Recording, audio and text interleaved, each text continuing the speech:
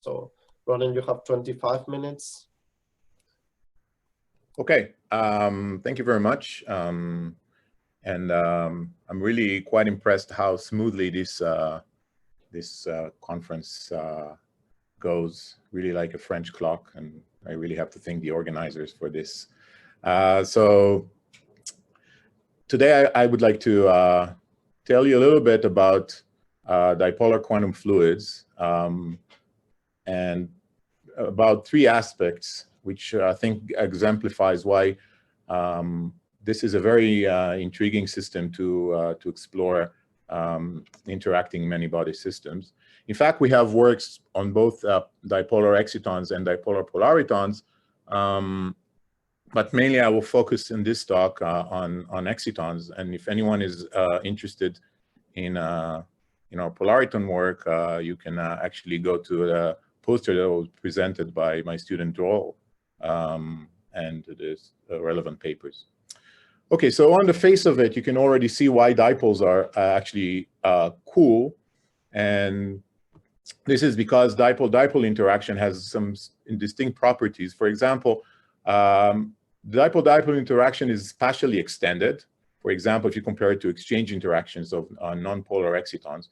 And also it's an anisotropic. So the interaction can be either repulsive or attractive depending on the relative position of the interacting dipoles.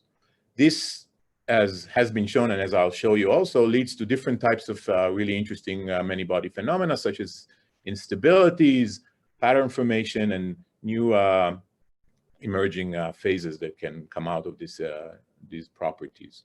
The other interesting property that dipole has is that, unlike, for example, Coulomb interactions, in the dipole-dipole interactions, the correlations due to the interactions appear at high density, rather than, for example, low density for Coulomb interaction.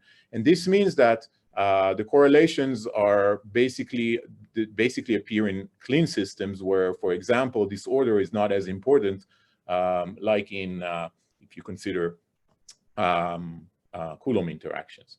So this already brings some really interesting concepts for why looking at dipoles. And indeed, in the atomic community, dipolar fluids or dipolar quantum fluids have been extensively researched for many years now. And the first dipolar BEC was realized already 15 years ago. And there are quite a few groups working on those systems with really, really exciting results coming over the years.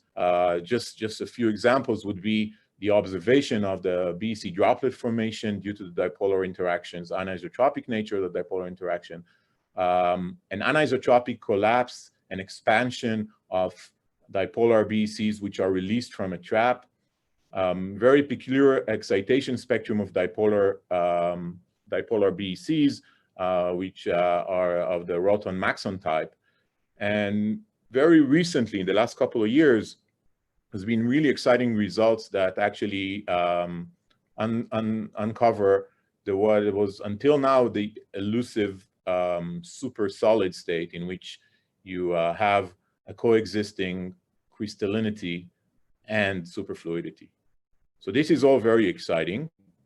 And of course, we have a condensed matter analog for dipolar fluids, and these are dipolar excitons, which can be actually be exhibited in different systems. So one system is that of a bilayer, a double quantum well system, which is well known, gated bilayer system. With these systems, we can excite dipolar excitons, which have fixed large dipoles, which would be over more than 10 nanometers, with dipole size fixed by the structure itself. Another system which is also very useful is that of single wide quantum wells, which are also electrically biased. In those systems, one can have smaller dipoles, but they're electrically tunable and can be changed in situ by changing the gate voltage. Another system that is now emerging and a lot of people are looking at is that of bilayer of TMDCs, where one also observes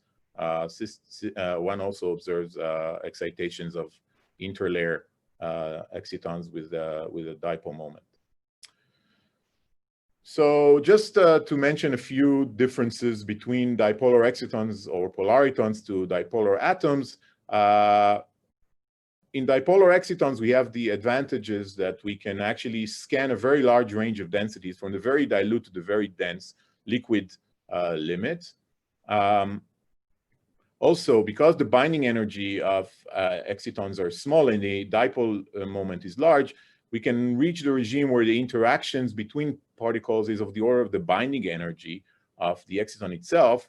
And this can actually lead to very interesting effects of the coupling of the many body states to the internal degrees of freedom of the exciton. And I'll try to show you some examples of that today. Also, it can strongly couple to light due to the strong optical dipole moment we have for excitons.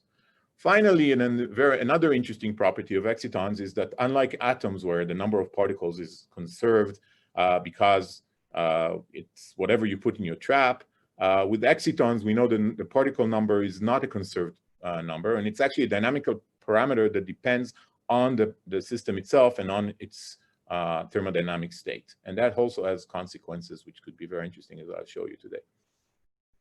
So in the talk today, I want to show you hopefully three aspects of many body effects. The first one is in a bilayer system with a dynamical formation of a stable dark condensate that is stabilized by the actual dipolar repulsive interactions. The second part would explore how do we actually see anisotropy and attractive interactions in a system of excitons, and for that, we suggest to use, and we use two coupled bilayers. Finally, I hope to show you that if a proposal for a new system, which is actually in the world of TMDCs, in which if one forms a trilayer, we believe that this could be a very interesting platform to see phase transitions where actually the internal exciton structure also changes together with the many body states. Okay, so going into excitons in gallium arsenide, we all know that excitons in gallium arsenide have an internal spin structure, which leads to two types of excitons. The first one is an optically active exciton, which is called the bright exciton, which can emit photons or absorb photons. And the second type is that of optically inactive exciton, which is the dark exciton, which is not coupled to light. And it turns out that in those systems, the dark excitons has lower energy by a small gap compared to the bright excitons. When considering many body systems of bosonic-like excitons, one then expects that if you're talking on a purely non-interacting system, then there should be, with large enough density or low enough temperature, a condensation of excitons into a state which is completely dark. So to form a dark Bose-Einstein condensate, as was already pointed out by Condensed and co-workers quite a few years ago. However, excitons are not really non-interacting, and even non-polar excitons interact. And when excitons collide, there is a significant exchange interaction between excitons, and this exchange interaction can actually, in the mean field at least, can be introduced by adding to the Hamiltonian another term, which is a coupling between bright and dark excitons, which looks like a Josephson-like coupling. And it turns out that when this is introduced, then what happens is that above some critical density, the system prefers to, due to the exchange interaction, to coherently mix the bright and dark components, and then the bright part of the condensate reappears. And actually, this critical density turns out to be quite interestingly given by the ratio of the bright and dark splitting of the single excitons to this exchange coupling constant or exchange coupling integral. So the picture is as follows. If you go, for example, 0 temperature and you change the density, you start at low density, you start with a thermal cloud which has a mixture of bright and dark excitons. As you increase your density, you cross into the BEC regime, and at that regime you should have a dark condensate appearing. And as you further increase the density, you should cross the second critical density in which bright and dark part mixes, and you go to a bright condensate form. Strikingly, if one think about non-polar excitons, it turns out that nothing really inhibits these exchange collisions. And this means that this psi, this integral, becomes very large. And because of that, this NC2 becomes very small, and no dark phase should appear for any realistic densities of excitons that we can achieve. So in that sense, NC2 is always smaller than the critical density for condensation, and one should not expect to see any dark condensation that is stable. So the dark condensation should be very fragile, and you should directly, if there is condensation, you should go to a bright condensate and not a dark condensate. This is quite puzzling, but if one looks at dipolar excitons, the picture is quite different. And the reason is the dipolar excitons have an extended range interactions that is repulsive. And because there is a strong repulsion between excitons, this means that in a collision process, excitons do not like to get close to each other because of the repulsion, which means there is much less overlap between the wave function of the two colliding excitons. And this means that psi, which is the exchange integral, should become much smaller. And as a result, NC2 should become much larger, which should make the BEC the dark BEC phase stable again. Indeed, one can actually quantify this NC2 or this psi by actually looking at and calculating this exchange integral within this theory. And as you can see in this integral, this exchange integral, it involves this two-body correlation function, which basically tells you what is the probability of having two colliding excitons at a given distance r between themselves. And of course, if you look at non-dipolar excitons, this is a structureless function. And of course, excitons could be at any distance from each other, and therefore this integral is very large. However, as you start to increase the dipole size, very quickly you see that the correlation starts to appear, and actually excitons try to really avoid each other, making a large depletion region in which, at very small distances, which, of course, due to the nature of the short-range exchange interaction, really quench this exchange integral, and as a result, increases NC2. And you can see that in a graph that really NC2 can increase as you increase the dipole size by orders of magnitude. So this is where the non-dipolar theory applies to, and NC2 is very small. However, most experiments on excitons appear with dipoles of this order, where you expect a much larger NC2. So if you go back to that picture, this picture reemerges. So one expects again a thermal cloud and a very large region of dark condensate, which is now stable, and one can replot this phase diagram.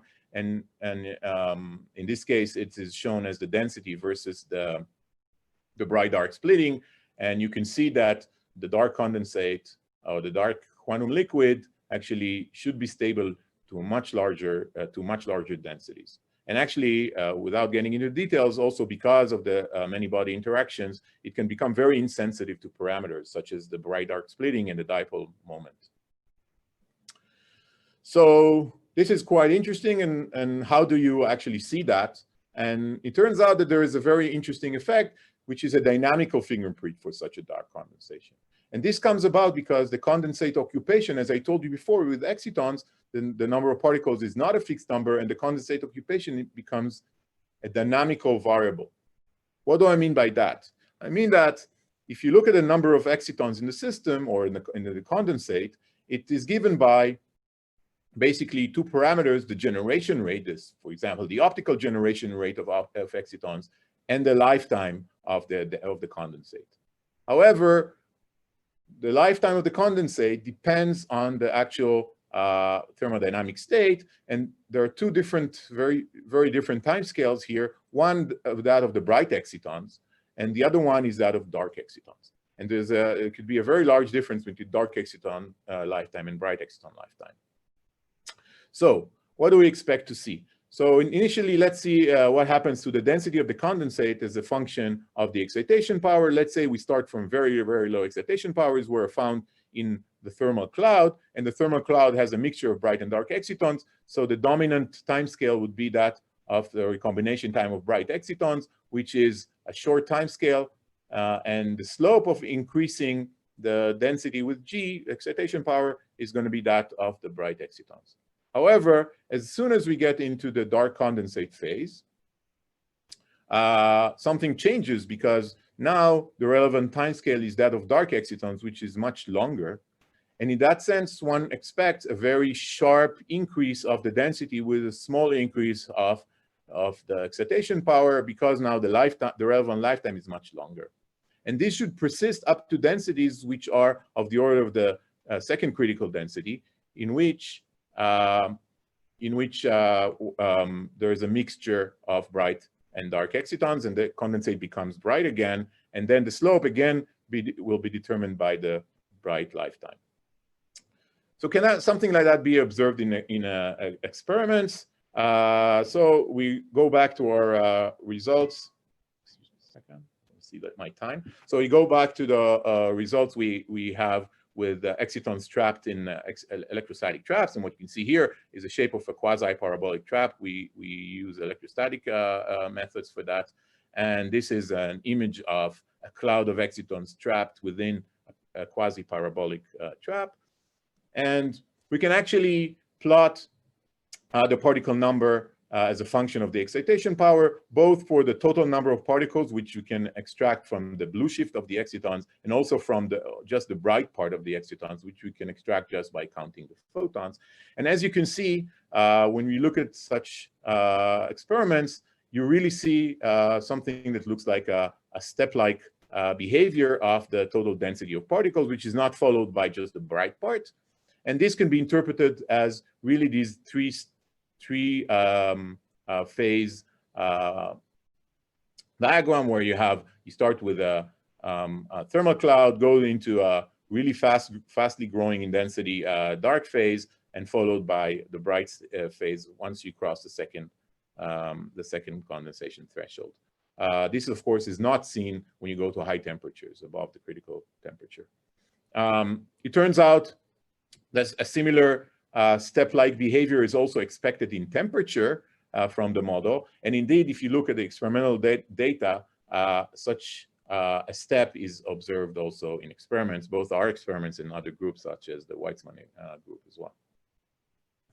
So at least it seems like the experimental results are consistent with this very interesting picture, where we have a dynamical formation of a dark BEC, which is now highly correlated and therefore is highly stabilized by the dipole-dipole repulsive interactions. Okay, good. So now this was only for repulsive interactions when the excitons are in one layer. How can you make an isotropic dipolar and anisotropic dipolar interactions with also attraction? So this is a work we've done with a group of Paulo Santos from PDI. And the idea here is that if you take not one layer of dipoles, but two layers of dipoles, one can actually achieve a regime where dipoles which are stand one on top of the other can have attraction between them. And we've shown in calculation that these can even lead to formation of bound states, so dipolar molecules between the two layers. So can this be seen in experiments? So this is the experiments we've conceived. So we have a sample with two adjacent layers of dipoles, one on top of the other, and you can selectively excite each layer. And so if you excite just one layer with a very broad excitation pump, you expect to see a homogeneous distribution of excitons in one layer. The other layer is now empty. But now if you selectively populate also the other layer with a very small spot, you would expect, if there is an attractive interaction, that excitons from the other layer, from the bottom layer, would be attracted under the excitons from that layer due to the attractive interaction, and would deplete the region around where the top excitons are not there. So here is the results from the experiment. So what you see here are the differences in the densities of the lower layer as a function of the density of the upper layer when we excite that on a spot, which you can see here by this red little circle. And as you can see, indeed, there is an accumulation of excitons in the lower layer, followed by a depletion, or accompanied by a depletion around the area where there are no dipoles at the top layer, which is a strong indication that we have attractive interactions in the system. So this should also be exhibited in the energetics. And so we know that attractive interaction, unlike repulsive interaction, should lead to redshifts of the lines. And indeed, as you follow the energy of the dipoles in any of these layers, you see a region in which we see a redshift as we increase the density in the other layer. So we increase the density in the other layer, and the energy of the dipoles in this layer actually redshifts, which is, again, compatible. And you can see it here. We have, as you increase the density of the other layer, you can see that initially there is a redshift, which is attributed to this interlayer attractive interaction. And as you further increase the density, you go to the regime where you have repulsive intralayer domination, a domination of repulsive interaction. And that is also seen in both layers. And you can see that if you have only one layer populated, there is no redshift. It's only blue shift because there is no intralayer attraction. This is actually quite interesting because when you actually measure what is this redshift, you find that this redshift is of a few milli-electron volts. And this is much larger than what we expect from just two-body attraction. And also this, together with the non-monotonic dependence on density, points to this as a many-body effect, which is still not well understood. We think that this kind of system could be actually an interesting route to figure out whether an exciton supersolid can appear in such structures. So this is for further work. I still have a couple more minutes. Yeah, you have like 3 more minutes.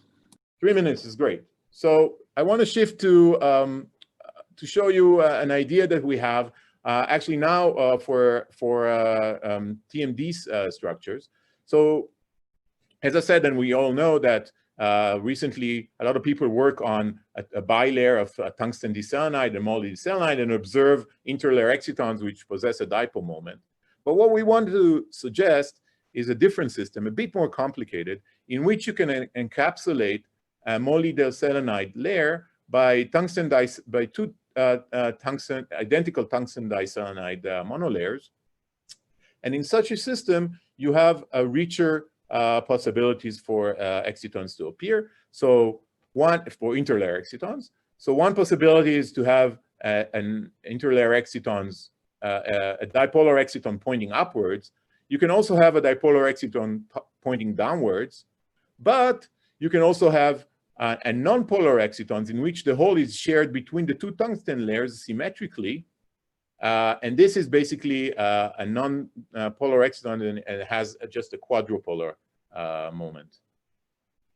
If you just look at the single exciton picture and you ask yourself which one would be a ground state, so the actually lowest energy exciton would be this symmetric quadrupolar state. And this is because now of lower confinement energy, because the hole is now spread in between two layers rather than being stuck in one layer only.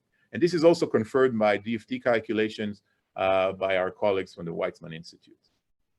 However, if one go to the regime where you have more than one exciton, and interactions are become important. So if you look at a symmetric configuration, the interactions are quadrupolar and are purely repulsive. However, if you think about the staggered formation of two excitons like that, so one pointing downwards and one pointing upwards, these can be attractive. As long as they're not too close to each other, these can be attractive. And this means negative energy. And so it's favorable in terms of energy and interaction energy to be in this anti-parallel formation. So what would one expect? So one would expect that if at very low densities, this configuration of symmetric quadrupolar excitons would be favorable because the excitons have lower energies. However, as you start to increase the concentration, at some point, this configuration of a staggered anti-parallel dipolar excitons should be favorable because they minimize the interaction energy. So at low densities, the kinetic energy is dominated, and you should have a phase of symmetric quadrupolar phase. However, as you increase the density, at some point, the interaction energy would be dominated, and you expect a phase of staggered dipolar excitons.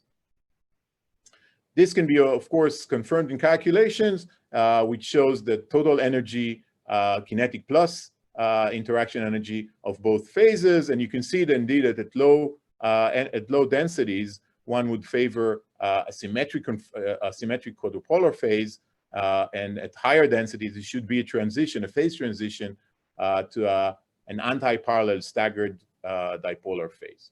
And you can plot some sort of a phase diagram, which is a function of the density and the energy gap between the two single exciton energies. And if you plot the region, the relevant parameters for TMDs, it really seems that one can actually really explore with such systems whether this type of phase transition really occurs. I just want to finish up by saying that this is really interesting, peculiar case, because this is the collective phase transition that couples the collective phase to the single internal structure. So once there is a phase transition of the whole many-body phase, the internal structure of each exciton also changes. So I think this is quite interesting to explore. Okay, so let me thank you all and finish this talk. And of course, I have to acknowledge all my collaborators. So my group, my former and current members of my group, my collaborators from the Hebrew University, Maxim, Boris, and Snir, and also our collaborators from around the world, Lauren from the Princeton University, the group of Paulo Santos from Berlin, Sivan from the Weizmann Institute, and Misha Lemeshko from IST Austria. Thank you. Well, thank you, Ronen. I see that Alexei has already raised his hand. So Alexei. Yes, thank you very much, Ronen. I have a question to this last part on TMDC. So what about value indices? When you build your quadrupole state out of two states, do they have the same value indices, whatever K plus, and if these two layers are exactly matching in orientation, or they are slightly tilted, because that may also matter. Yeah, you're right. So these quadrupolar excitons and that we found are actually K, a direct transition in. They're found in the K valley. We have not considered identical K values for two layers. Are they identical or they are different, or we don't know? What do you mean by identical? So the calculation assumes that, of course, the layers have no angle between them, so there is a perfect matching. So yeah, so these excitons are direct in K. We have not considered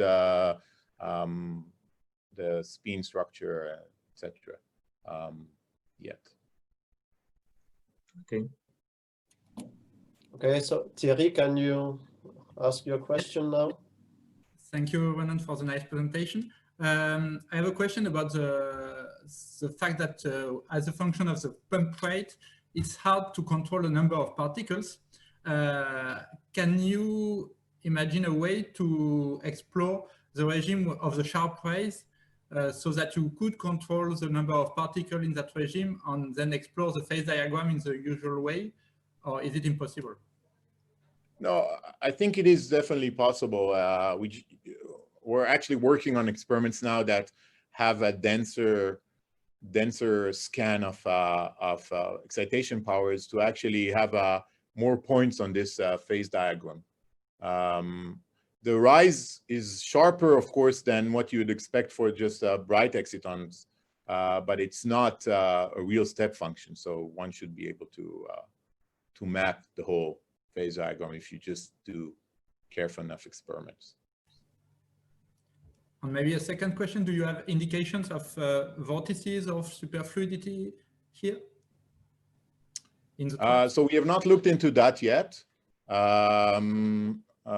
Yeah, we have not looked into the vortices in our structures. We plan to.